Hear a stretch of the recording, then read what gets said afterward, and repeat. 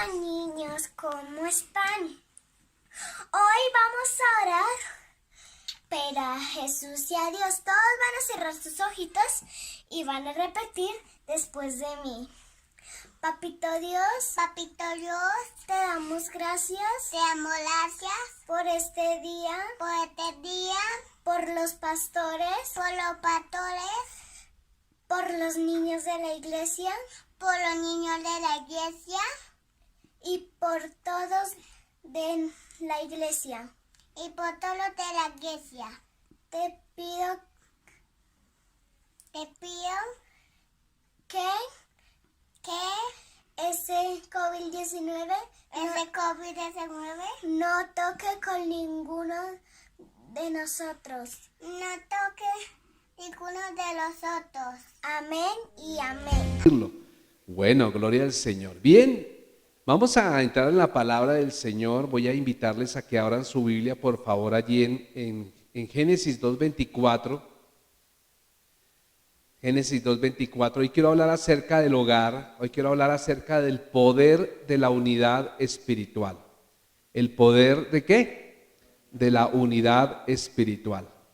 Gloria a Dios. No sé si se escucha bien o estaba muy chillón el... ¿Está bien? ¿Se escucha bien?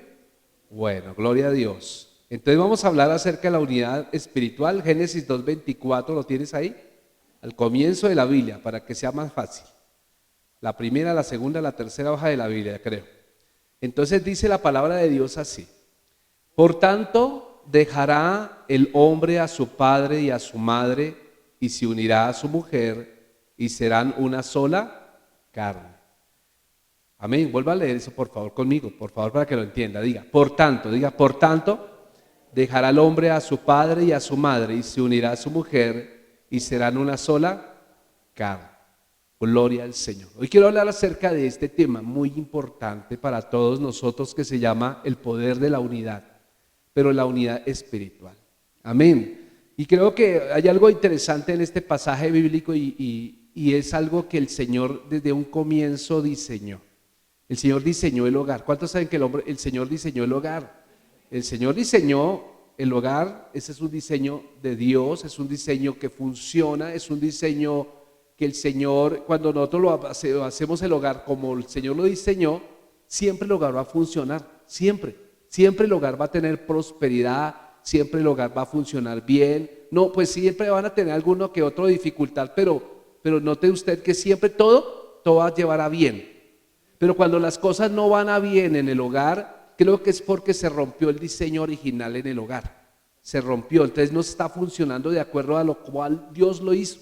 Entonces vamos a interesante porque uno se da cuenta que si el Señor dice que por tanto dejará al hombre a su padre y a su madre, y se unirá a su mujer y serán una sola carne. Y esa palabra una sola carne es especialmente porque está diciendo serán una sola esencia, serán una sola persona. Una sola carne significa que ya no son dos más, no será hombre y mujer, sino que ahora a partir de ahora serán una sola entidad. ¿Entiende esto? Cuando hablamos del hogar, entonces vamos a ver que cuando la persona se une a su esposa, pues ya no son dos, sino son uno solo. Ya no son uno solo, son una entidad. Para Dios son como un solo ser. ¿Entiende esto? Entienda esto. Esa es la idea del matrimonio, es que son una sola identidad. Entonces, cuando pienso en esto, entonces vamos a llegar a la conclusión de que en el hogar, pues los dos trabajan para lo mismo. Los dos producen para lo mismo, ¿cierto? Si el uno se duele, el otro también se duele. Si el uno se alegra, el otro también ¿qué? Se alegra. Entonces, esa es la idea de la unidad. Entonces, pero la pregunta era, ¿cómo es posible que haya una unidad de acuerdo al diseño original de Dios cuando en realidad el hombre y la mujer son tan diferentes? ¿Usted no ha notado que hay mucha diferencia entre hombre y mujer? Hasta esta semana que acaba de terminar, ustedes vieron noticias de que en el Reino Unido se prohibió que los transgénero, ¿cierto?, participen en competencias de mujer. ¿Sí escuchó eso? Entonces prohibieron que los transgénero, o sea, aquellos que son hombres pero que se hacen operaciones para convertirse en mujeres, Entonces resulta que estaban compitiendo en competencias de mujeres. Obviamente, esto pues siempre ganaban todo. ¿Por qué? Porque la naturaleza como Dios hizo al hombre y la mujer son completamente diferentes. Entonces, por eso yo digo, wow, esto no es nada nuevo. Simplemente le están dando la razón a Dios. La están dando la razón a Dios. Entonces, qué injusticia con las mujeres, ¿cierto? Que hombres que se hacen pasar por mujeres compitan y les ganan en todo. Pues obvio. Es lógico eso, ¿cierto? Entonces, quiero con esto comenzar. Hay unas diferencias muy marcadas entre el hombre y la mujer. Y entonces vamos a mirar algunas de esas diferencias. Quiero que usted entienda que la manera en que el Señor quiere, que a pesar de que somos tan diferentes, quiere que el Señor empecemos haciendo una unidad espiritual. Amén. Entonces, primero pensemos en la mujer. ¿Qué características tiene la mujer, mis amados hermanos? Yo encuentro por lo menos que hay unas 3 o 4 características de la mujer que son únicas en la mujer. Y las mujeres me van a ayudar si estoy equivocado o estoy en lo cierto. Amén. Entonces, la primera cosa que encontramos es que la mujer, de acuerdo a su diseño, como Dios la creó, la mujer es intuitiva. Amén. A ver, mujeres, ¿están de acuerdo conmigo? Es intuitiva. ¿Qué significa tener intuición? Significa que las mujeres tienen un radar espiritual, ¿sí? ¿Sí o no? Tienen un radar espiritual, ¿cierto? Disciernen las cosas mucho mejor que los hombres. A ver, pero esas mujeres no están como apagadas, ¿cierto? ¿Tienen el radar o no tienen radar las mujeres? Claro, son intuitivas, ¿cierto? Y de esa manera cuando se avecina un problema, vea para qué le sirve la intuición a la mujer. Porque cuando se avecina algún problema, ¿cierto? Ella ya lo vio venir.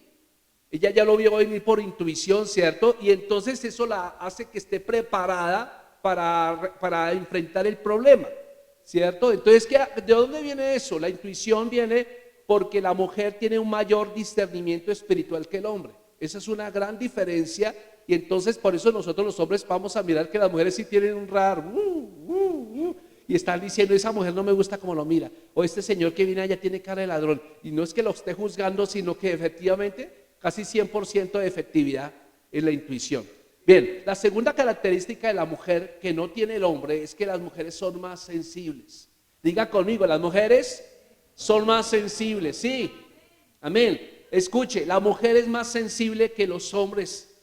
Son más sensibles a los problemas, son más sensibles a las necesidades de las personas. Nosotros vemos una película, por decir algo de Animal Planet. Vemos allá como el león se abalanza sobre la presa, ¿cierto? Y entonces uno de hombre dice, cójalo, persígalo, ya lo agarró. La mujer dice, ay, pobrecito, ay, qué pecado, ¿cierto? Entonces, ¿qué hace eso? Son diferencias, ¿sí o no? Hay diferencias. La mujer es más sensible. Entonces, escuche bien esto. Dios hizo a la mujer con intuición. Gloria al Señor. Pero también la hizo con sensibilidad. ¿Para qué? Para sentirse amada y segura. Entonces, esas dos cosas son cosas que nosotros los hombres no tenemos. Por eso a la hora de casarnos, entonces vamos a tener que recurrir a esos dos valores que tiene la mujer que nosotros no tenemos. Entonces tenemos que aprender a escucharlas. Gracias por ese entusiasmo, ¿cierto? Entonces, esa es una cosa tremenda, ¿cierto? Ahora miremos el hombre. ¿Qué diferencia tiene el hombre con la mujer? Bueno, en relación, nosotros somos más lógicos. Somos más lógicos que la mujer. Generalmente nosotros los hombres somos más prácticos para tomar decisiones. Vamos a un almacén y simplemente decimos, por favor, muéstrame todas las camisas de color azul, me demoro 3 minutos de hacer una compra. ¿Sí o no? Porque somos más lógicos, ¿cierto?, para tomar decisiones. Entonces, nosotros los hombres tomamos más en cuenta el razonamiento, la lógica, mientras que las mujeres ven más lo espiritual, ¿cierto? La mujer se enfoca de pronto más en los pequeños detalles, pero el hombre siempre va a ver la figura completa. Entonces, haga de cuenta, estoy mirando aquí todo el paisaje, ¿cierto? Mira toda la montaña, ve todo el bosque el hombre, pero la mujer se fija en los arbolitos. ¿Sí o no? Se fija en los arbolitos. Entonces, ella le pregunta, ¿sí viste la flor? ¿Cuál? Está mirándose el bosque, ¿cierto? Está mirando todo el bosque. Entonces, la mujer es más que detallista. El hombre es más práctico. Entonces, uno ve la figura completa, ¿cierto? Pero a la hora de decidir, ¿cierto? Regularmente nosotros los hombres vamos al grano, ¿cierto? No se anda dando vueltas para llegar a un asunto, sino ya rápido, vamos rápido, tengo que hacer, ¿cierto? Nosotros los hombres, a diferencia de las mujeres, somos menos sensitivos. Somos menos sensitivos, ¿cierto? Según explicamos anteriormente, el hombre, ¿cierto? El hombre, pues, digamos, estamos diseñados para hacer trabajos fuertes, para hacer trabajos de fuerza, ¿cierto? Y por esa razón también somos muy poco sensibles, porque son trabajos rudos. La naturaleza de nosotros los hombres es ser ordinario, perdón, ser rudo, ¿cierto? Aunque tenemos que trabajar un poco con esa brusquedad, ¿cierto? El hombre tiene que tratar de ser un poco más sensible, de acuerdo a lo que Pedro dice que debemos tratar a la mujer como el vaso más frágil. ¿Me entiende lo que estoy diciendo? Entonces tenemos que aprender a convivir los dos, ¿cierto? La mujer ve una necesidad sensible, ¿cierto? Pero el hombre parece insensible. No es que no seamos sensibles. Yo me pongo a mirar la película de Hachi y yo lloro igual siempre. No sé cuánto han visto Siempre a tu lado. Esa película es tremenda. O esa película italiana que ganó como 3 Oscars que se llama ¿qué? No, esa no es italiana, ¿cómo es que se llama? La vida es bella. Mire, la vida es bella. Hoy, vaya, mírela. Y siempre lloro igual. Entonces siempre los hombres, pues, nos lloramos menos, pero sí somos sensibles. Entonces tenemos que mirar cómo identificar las diferencias que hay entre nosotros como pareja. Porque si el Señor dijo, por tanto, dejará el hombre a su padre y a su madre y se unirá a su mujer y será una sola carne, es por algo. Sí, el Señor no nos hizo iguales, pero sí nos dio la posibilidad de complementarnos. ¿Me hago entender?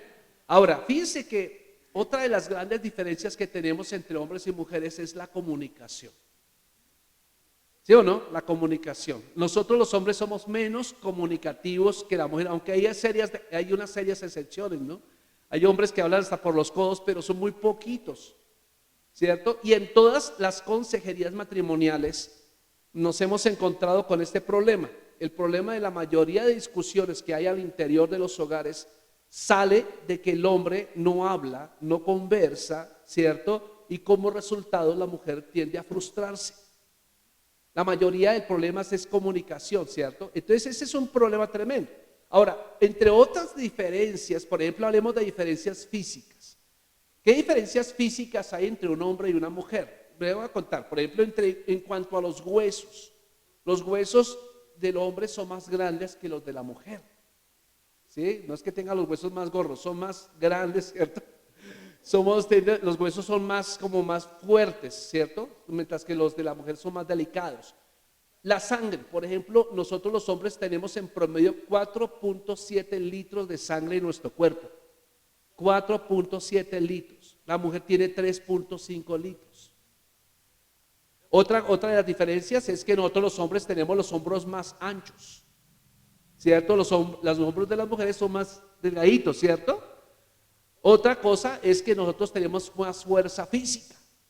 La mujer no tiene tanta fuerza física. En cuanto al cerebro, escuche esto y trígase la silla. El hombre solo usa un hemisferio del cerebro y eso lo hace más lógico. Solamente usamos, el otro lo tenemos nuevo. La mujer usa los 2 hemisferios del cerebro y eso lo hace más intuitiva y emocional. ¿Sabía usted? La piel. Tenemos la pielcita, ¿cierto? Noto la piel del hombre tiende a ser menos sensible y delicada, de hecho es como un poco más brusca, ¿cierto? Mientras que la piel de la mujer es suavecita, como la nalga de un bebé, ¿cierto? Es así, ¿cierto? 7 veces, escuche, eso hace que la mujer tenga 7 veces más sensibilidad y delicadeza que el hombre. ¿Me entiende? Otra de las grandes diferencias es que nosotros los hombres tenemos caderitas angostas y muy pocas nachas, por cierto. La mujer tiene todo lo contrario, ¿cierto? Y por último, una de las grandes diferencias físicas que se encuentran es que el hombre Nosotros los hombres hablamos un promedio de 2.500 palabras por hora. La mujer habla 5.000. ¿Sí o no? ¿Son diferencias o no? Y uno cuando empieza a mirar estas diferencias, uno se pone a evaluar, Señor, ¿será que te equivocaste? ¿Por qué dice el Señor, por tanto dejará el hombre a su padre y a su madre y se unirá a su mujer y serán una sola carne? Es interesante ver estas diferencias, mi amado hermano, porque hay un propósito. Escuche bien esto, Dios no se equivoca. Si el Señor hizo al hombre de esa manera e hizo a la mujer de esa manera, hay un propósito en la diferencia. Y es importante que nosotros ambos seamos diferentes para que puedan complementarse el uno con el otro. Fíjense esto tremendo. Cuando nosotros no entendemos el diseño de Dios, algunos van a tomar, digamos, no toman ventaja de esto, porque esto es una ventaja para una pareja, ¿sí? Entonces, por ejemplo, cuando hay un problema en medio de una dificultad, pues el uno tiene más capacidades que el otro en ciertos problemas, ciertas tomas de decisión. Entonces tenemos que aprender a manejar esas diferencias, ¿cierto? Realmente las diferencias no deben ser motivo de pelea, sino deben ser motivo de complemento. ¿Entiende eso? Las diferencias no deben ser tiempos de diferencia. No es que usted es todo sonso, es que usted no piensa y es que usted no hace. No. Lo que pasa es que él tiene una forma de diseño diferente a ti. De pronto él no ha pensado en eso, pero tú sí estás pensando en estas áreas. Entonces, por eso, mis amados hermanos, aún en los temperamentos, vamos a encontrar que entre los temperamentos también a veces es bueno que los temperamentos no sean los mismos cuando hay una pareja. Por ejemplo, hay temperamentos como el melancólico, el sanguíneo, está el colérico y está el flemático. Entonces, por ejemplo, una persona, por ejemplo, yo me pongo a pensar una persona con temperamento flemático, ¿cierto? Es una persona tranquila, es una persona que piensa las cosas con tranquilidad, hace las cosas sin afán, ¿cierto? Pero imagínate que se casa con una colérica o sanguínea. Entonces dice, uy, no, esto aquí formó la explosión. No, porque de pronto la otra persona quiere así, ¿cierto? Pero la otra persona de pronto tiene más tranquilidad para tomar la decisión. A veces del afán no queda sino el cansancio. Entonces, por eso los temperamentos no deben ser no deben ser una causa de problema, sino deben ser una oportunidad para unir la pareja. Escuche bien eso, debe ser una oportunidad para unir la pareja. Porque yo lo entiendo, por ejemplo, los vendedores, los que son buenos vendedores en las empresas son sanguíneos. El mejor vendedor que usted viene en la empresa es ese culebrero que vende. Y entonces, ¿qué, papá? Vea, le tengo esta botella de agua, es la mejor botella de agua, es agua del río Bogotá, agua santa, agua no sé qué, que la quiere, yo se la tengo. Ese es un sanguíneo, ¿sí me entiende? Un hombre que le vende hasta un poste y luego le vende el hueco también. Ese es un sanguíneo es aquel que habla mucho, un sanguíneo que es aquel que alegra reuniones, un sanguíneo es aquel, pero los sanguíneos tienen un problema, son desordenados. Los sanguíneos tienen un problema, es que son desordenados. Entonces, imagínense, ahora el contrario del sanguíneo es el melancólico. El melancólico son regularmente los que hacen, los contadores son melancólicos regularmente. Sí, son regularmente, ¿por qué? Porque ellos no son dados a participar así, le ponen a vender algo y no lo venden, pero sí son buenos para echar números, son buenos para llevar planillas, son buenos para hacer esto, son buenos, les cuesta mucho socializar. ¿Sí me entiende? Yo no estoy diciendo algo que me estoy inventando, es algo que ya está estudiado. Y hay un término medio que se llaman los flemáticos que comparten de las dos cosas. Unas veces son coléricos, otras veces son melancólicos y se mueven eso. Entonces tenemos que entender que somos completamente diferentes. Diga conmigo, soy diferente. Somos diferentes. Entonces, créame, mi amado hermano, que este es uno de los mayores milagros de un matrimonio.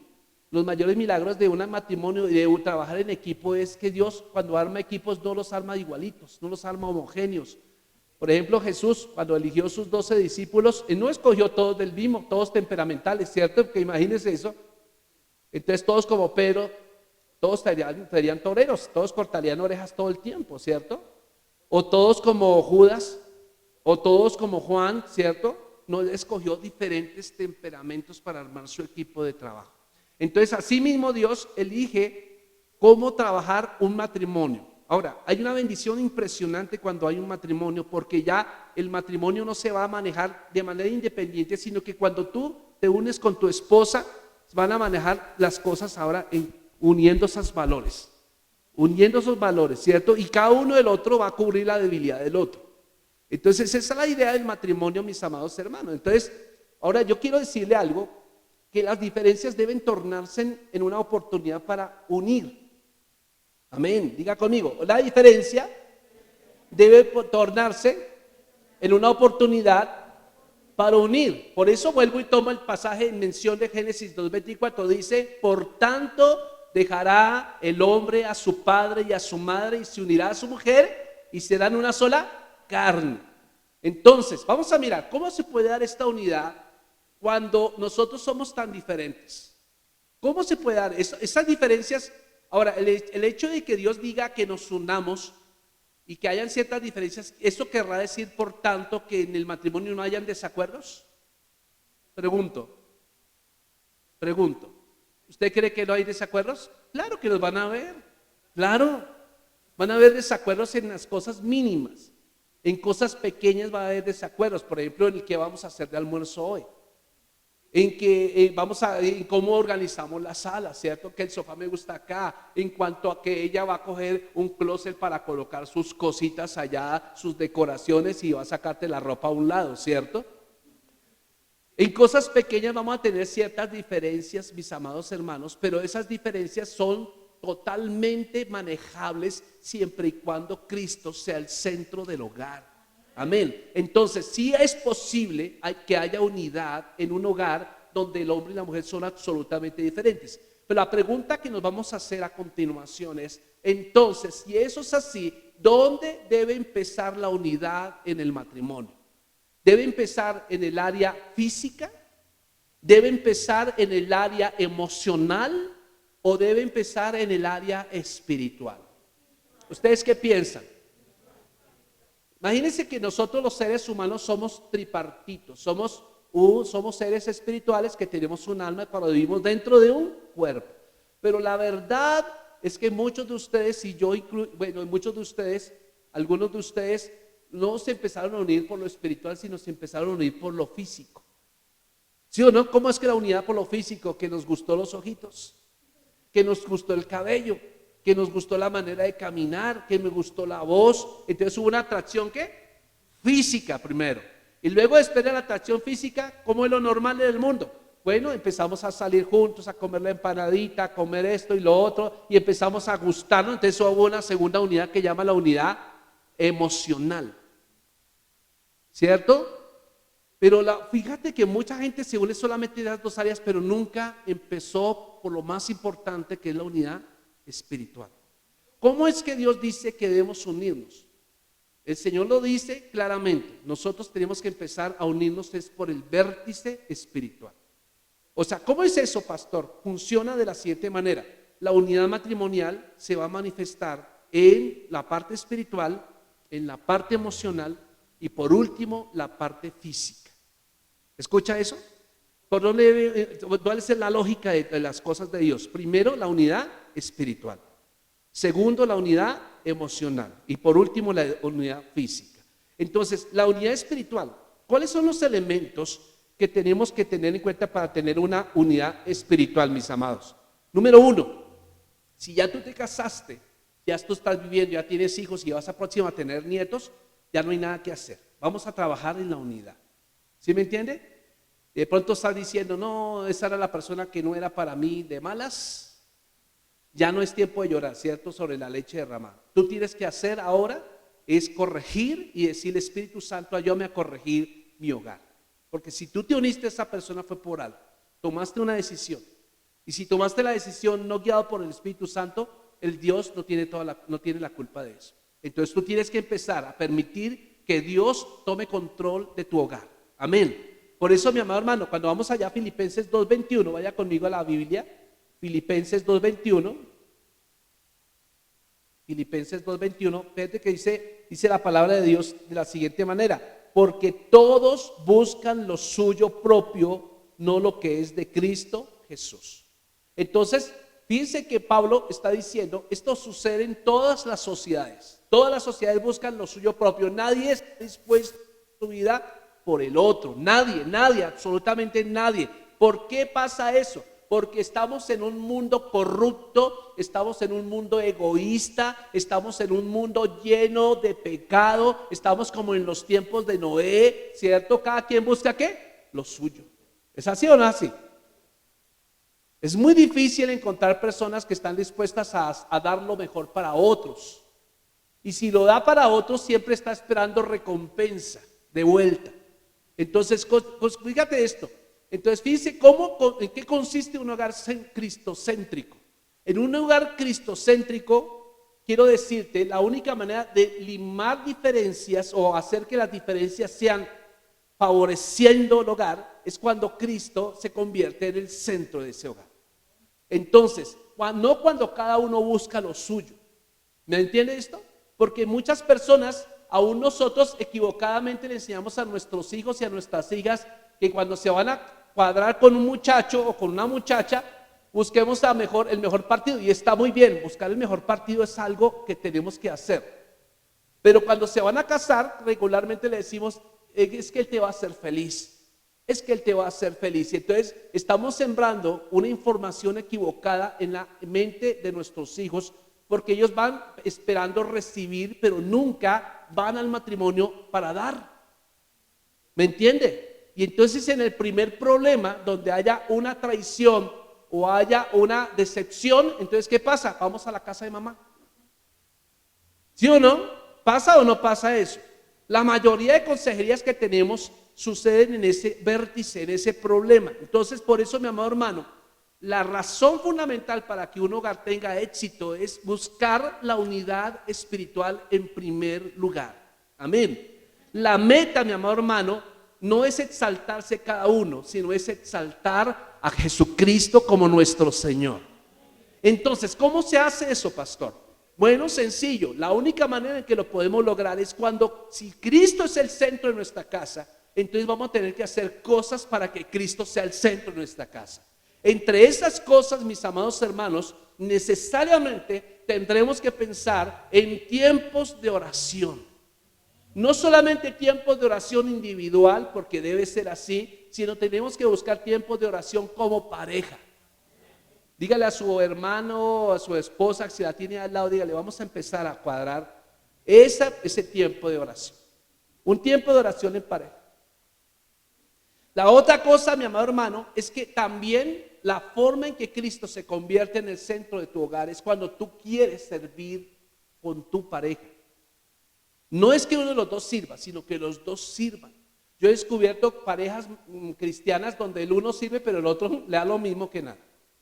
No, la clave está en un éxito matrimonial, es que los dos sirvan, los dos deseen servir. A mí me emociona ver parejas sirviendo aquí en la iglesia.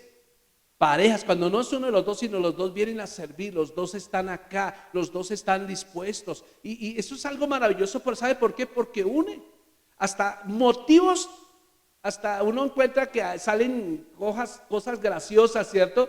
¿Te acuerdas que esto y lo otro? Y empieza y une, esas cosas unen. Entonces, tenemos que poner como meta la oración, el servicio, ¿cierto?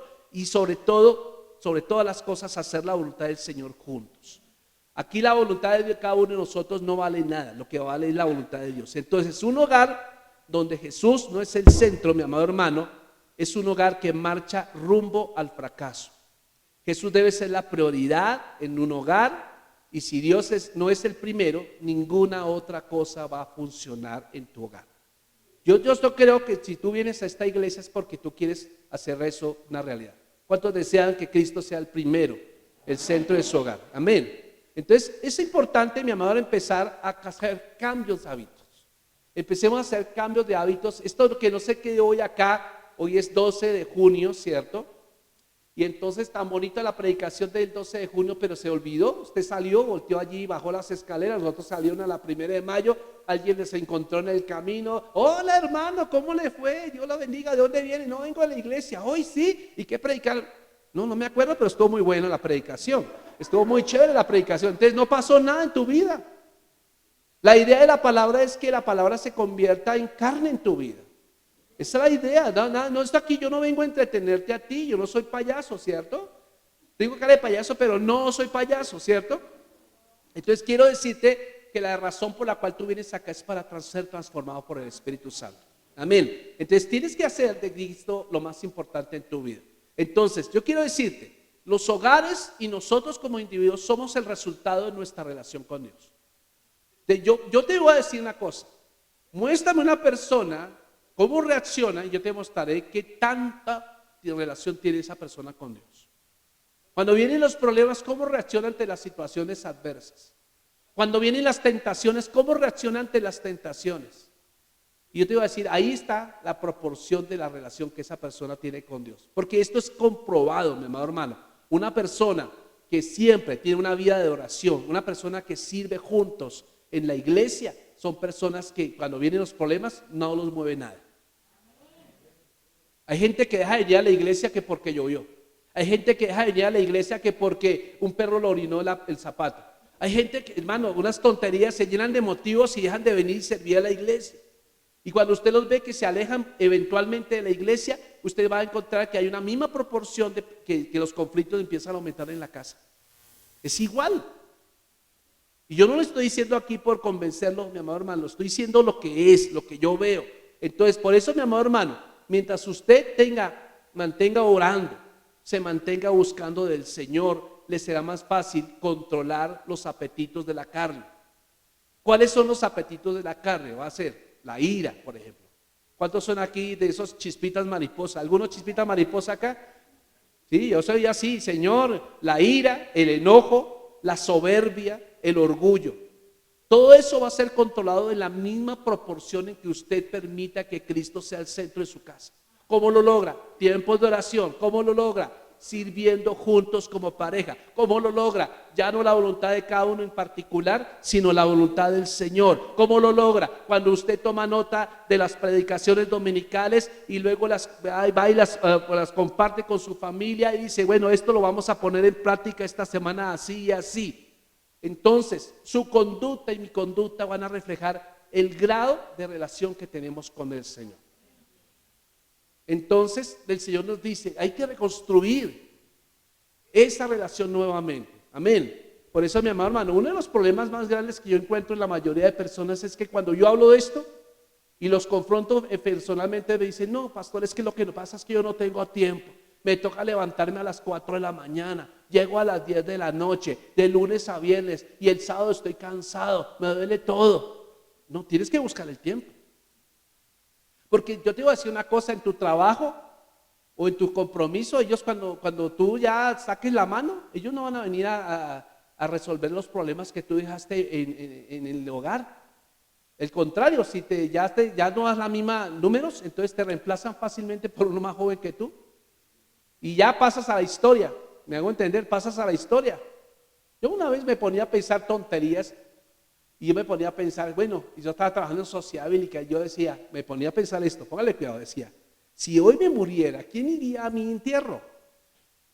Y entonces me ponía así a pensar, ¿quién iría a mi entierro? Entonces me ponía a pensar, bueno, está la sociedad bíblica, entonces va a estar este pastor, este traductor, iría a la gente de la sociedad bíblica, más o menos unas 200 y pico de personas, en la iglesia otras 200 y pico de personas, son 400, entonces mi familia, uy, sería un entierro bastante concurrido, ¿cierto?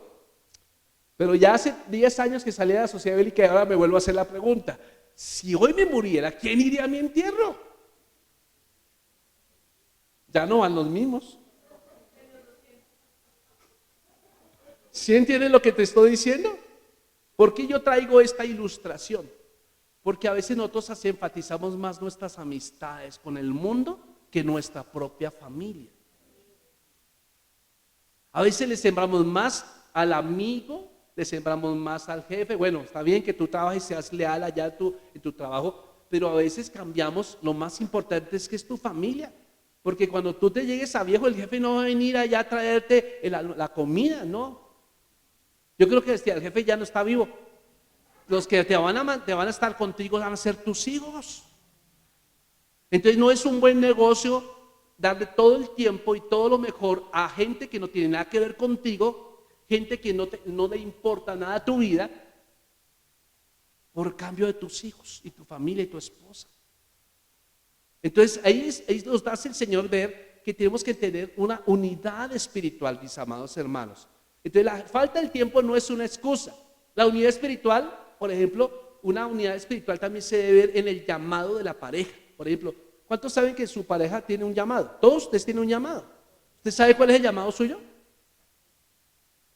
¿A qué Dios lo llamó cada uno? Porque Dios hace un llamado particular a cada uno, ¿cierto? Entonces, pero si a veces no sabemos nuestro llamado particular, mucho menos sabemos el del llamado que Dios tiene para nuestra pareja. Entonces, por eso, mi amado hermano, cuando hablamos del llamado, nos referimos a la vocación que Dios nos ha dado a nosotros. El llamado es la vocación. Pero, ¿cuál es el llamado que Dios le ha dado a nuestro cónyuge? ¿Cierto? Quizás a usted no le guste su llamado, ¿cierto? O lo que él o ella hace, pero Dios le dio como pareja a esa persona. Entonces, mi amado hermano, por tanto, si usted sabe que Dios le dio un llamado a su pareja, ¿cuál debe ser nuestra razón de ser en ese matrimonio? Usted tiene que apoyar el llamado que Dios le ha dado a su pareja. ¿Cómo lo apoyamos, mi amado hermano? Usted lo va a hacer todo lo posible para que esa persona pueda desarrollarse en eso. ¿Sí me entiende? Piense en eso, piense en eso. Hay muchas personas que yo me he dado cuenta, yo he casado gente que ha sido fiel en una iglesia, y tocan instrumento en una iglesia, cantan o tienen un llamado poderoso de maestro de escuela dominical, y de repente se casaron con otro cristiano también, de otra iglesia, pero no tan comprometido con ella. Entonces la idea de uno como pastor dice, sueña, bueno, tenemos una pareja de cristianos, gloria a Dios, van a hacer cosas extraordinarias juntos. Pero resulta que a veces el nivel espiritual de dos cristianos no es el mismo nivel espiritual. El uno está por acá y el otro está por acá espiritualmente hablando. Entonces, ¿qué pasa? Que cuando pasa eso hay un yugo desigual. Entonces el que está acá va a tender a bajar a este. Va a tender a bajar a este. Y si este no tiene carácter, entonces para subir a este, entonces este va a tender a bajar. Y he descubierto de 3 matrimonios cristianos que yo he casado con mi esposa que ya no están sirviendo en la iglesia, en ninguna iglesia. Y uno podría decir, pero pastor, si ellos son 2 que van a la iglesia, ¿qué pasó allá? Yo digo, hubo un yugo desigual. ¿Por qué? Porque no se valoró el llamado del otro. Entonces, si yo sé como esposo, como hombre, que mi esposa tiene un llamado especial, yo hago todo el deber para que ella pueda desarrollar el llamado. ¿Por qué? Porque sí, es verdad, ella tendrá que dar cuentas de su llamado ante Dios, pero yo como esposo, como pareja, tengo que darle cuentas también a mi Dios, porque el Señor me va a preguntar, ¿tú por qué estorbaste a tu esposa en el llamado que yo le he hecho a ella? Y viceversa también es, hermano.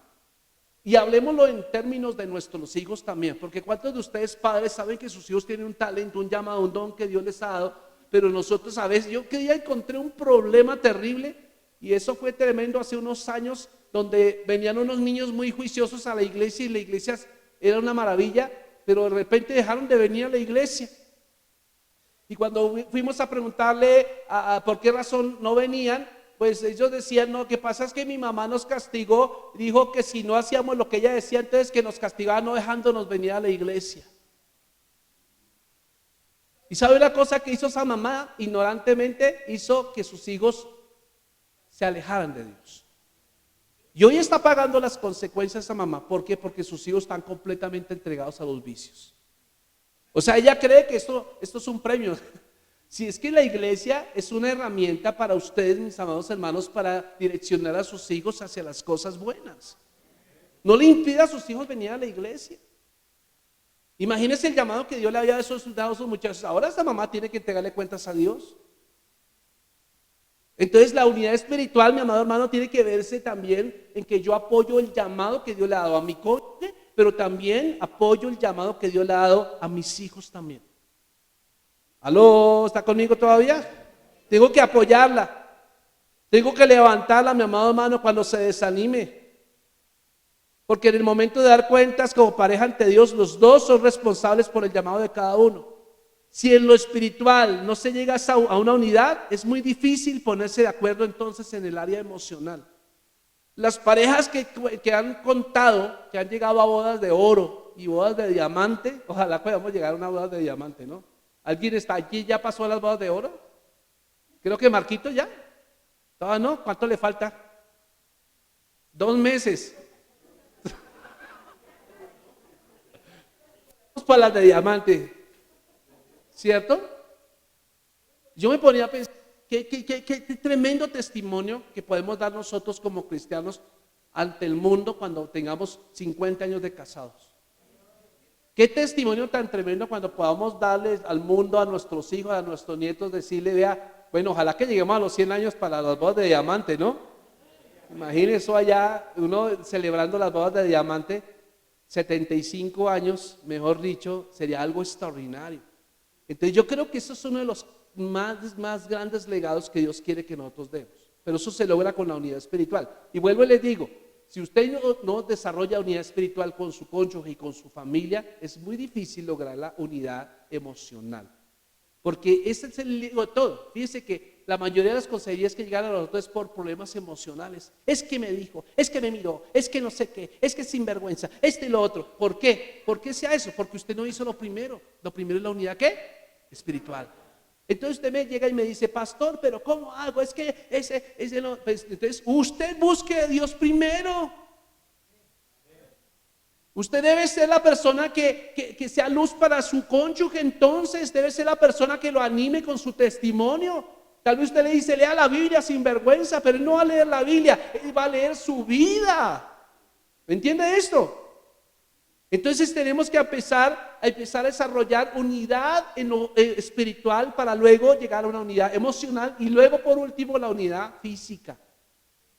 Entonces por eso, mi amado hermano, cuando el matrimonio está basado solo en la atracción física, solo está basado en la unidad emocional, estamos caminando sobre arena, sobre ¿cómo se llama? Lodo cenagoso, ¿cómo se llama? Arenas movedizas. Eso es lo que pasa. Oye, qué rota. Gracias por esos resonadores. Gracias, Señor. Gloria al Señor. Alguien tiene que vivir de algo, ¿sí o no? Entonces, ¿hay poder en la unidad espiritual, mis amados? Claro que sí. Claro que sí. Entonces ahora, cuando yo leo este Génesis 2:24, las cosas empiezan a cobrar sentido. Y claro, sí, Señor, ¿cómo no?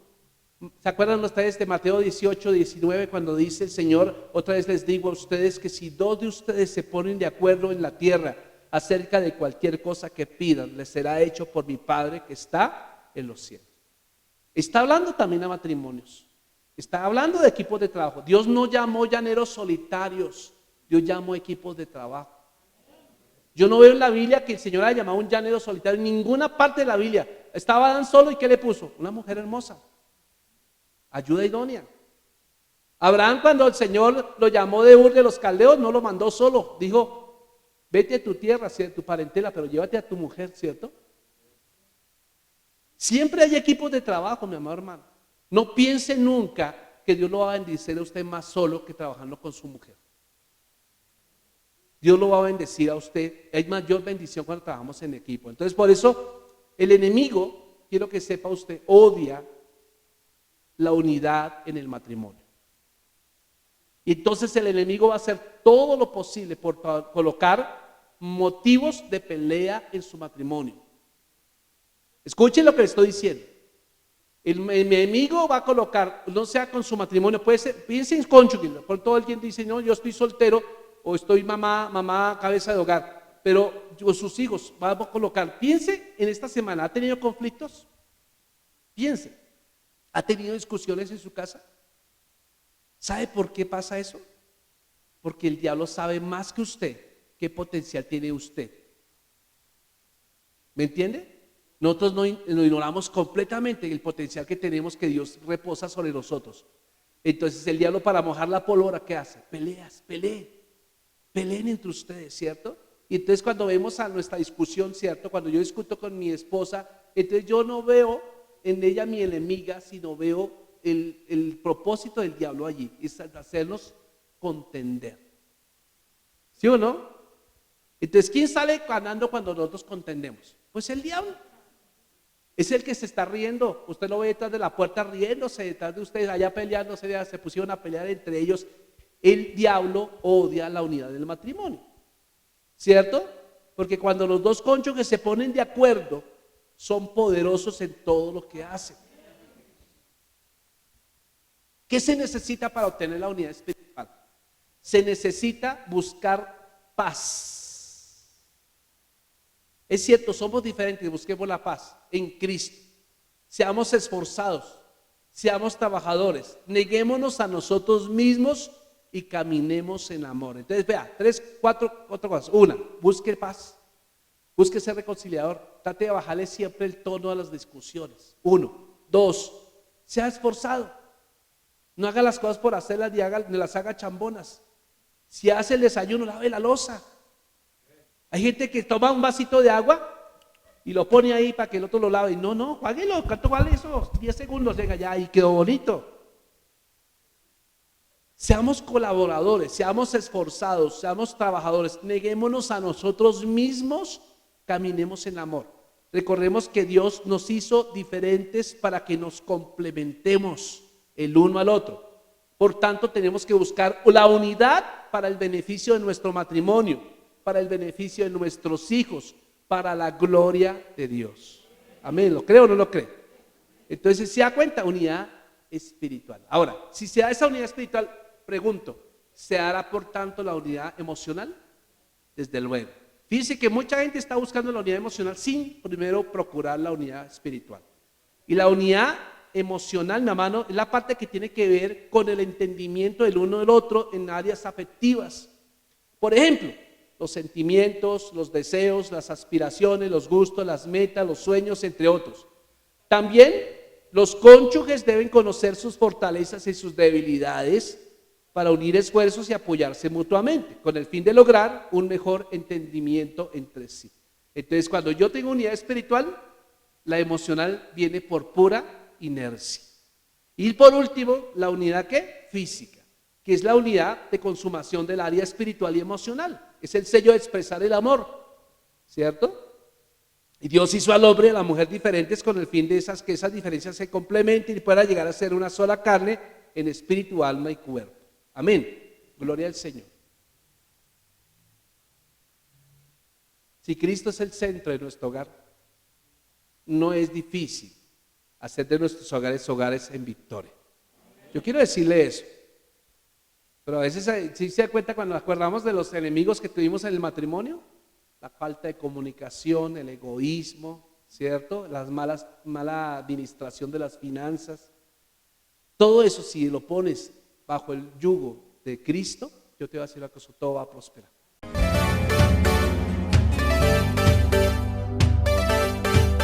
Yo digo a Jonás, ve y predica a Nínive, que se salvaría, nos rescataría.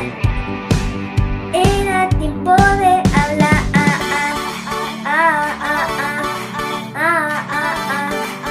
Era tiempo de hablar.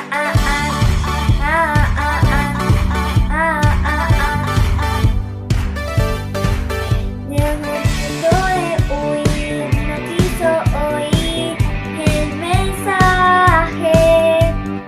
Estando en el barco, vino un gran viento, una tormenta que